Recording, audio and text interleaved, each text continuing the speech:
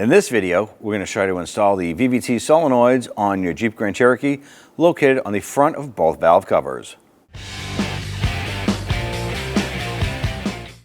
Going to grab your upper engine cover, just gently pry upward on this.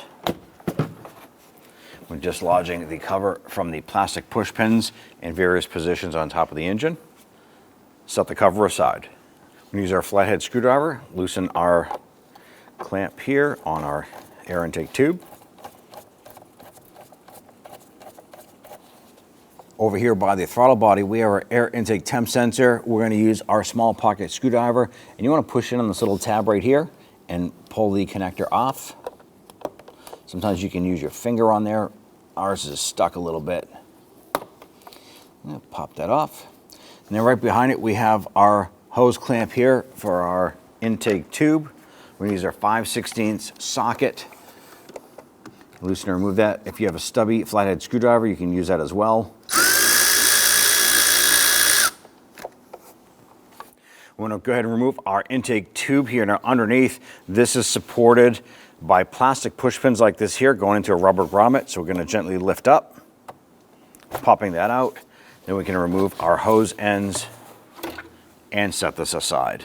Now our VVT solenoids are located on the front of both valve covers. So we have two here, two on the driver's side valve cover here.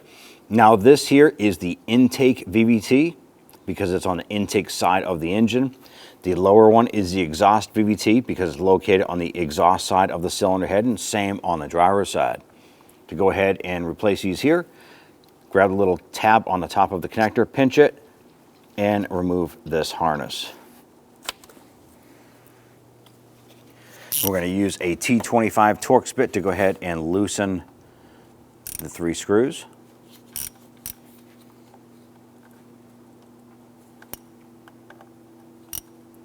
With them all broken free, we can now go ahead and remove these.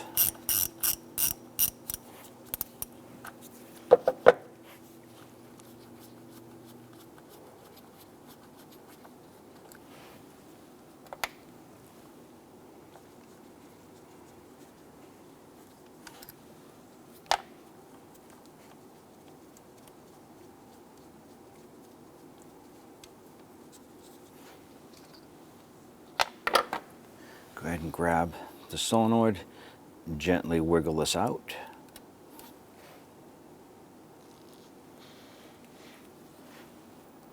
I want to go ahead and remove the O-ring gasket from this here. Now I'm just going to use a little pocket screwdriver and just gently work this up. And you want to inspect this gasket as well. Make sure that it is in good condition. Now if your part was leaking oil, it's probably because of the O-ring is defective or it's bad. Ours was not leaking, so we're going to be able to go ahead and reuse this, but we're just going to wipe this down, inspect it all around, make sure there's no tears or anything in it, and this is in great usable condition. Now right around the perimeter here is where that O-ring is going to go, so we want to clean this out. Just wipe the surface of that. Now, if you have any debris in here, it looks like there might be a little bit of dirt. Just kind of wipe that out. But I'm using that towel with my pocket screwdriver just to clean that, and we don't want any dirt to fall inside here. And once we have that cleaned up, go ahead and take that O-ring seal that we just inspected and cleaned, line this up, and we're going to insert that into the groove. And just work our way around the perimeter, setting that into position. All right, press that in. It's fully seated. I'm going to take our new component here. I'm going to line this up, insert that in, and let's get our screws started.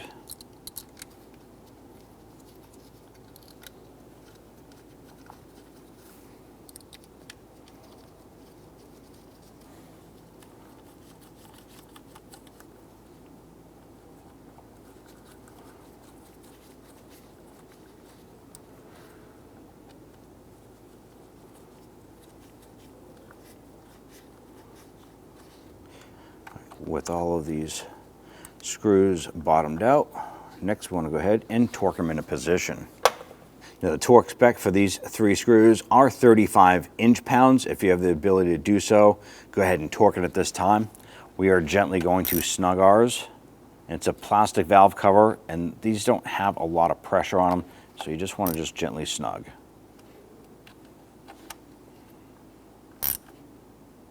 Once those are snugged into place or torqued, go ahead and take your connector, line this up, press it down. You can feel it and hear it snap into place. You want to repeat this process for the other 3. Line up your intake here. Work that onto the throttle body. The air box here, or the air intake tube, has a rubber grommet that this should be popping into. So I'll pop it onto the air filter box, feel underneath for that grommet, and it'll pop into place. Using a flathead screwdriver, we can go ahead and tighten down the clamps here. Just gently snug that down.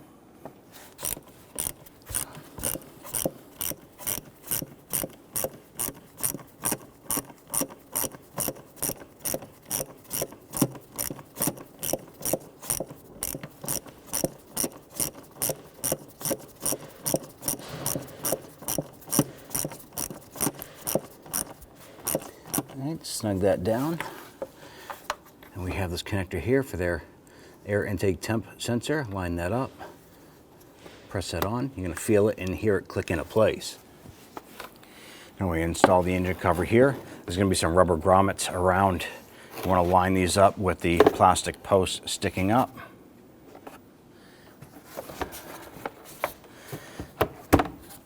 Go ahead and press that down, pop it on, and you're all set.